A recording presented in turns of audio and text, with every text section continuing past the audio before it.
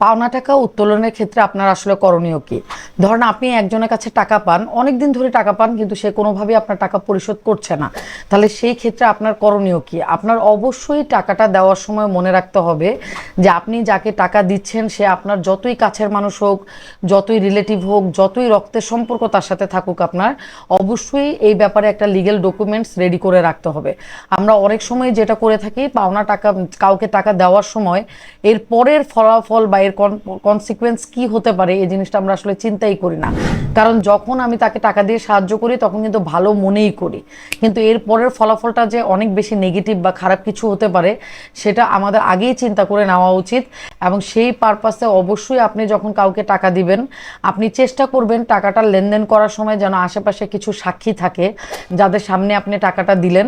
plus অবশ্যই আপনি চেষ্টা করবেন নন জুডিশিয়াল স্টেমে একটা এগ্রিমেন্ট রেডি করে নিতে, যে কি পারপাসে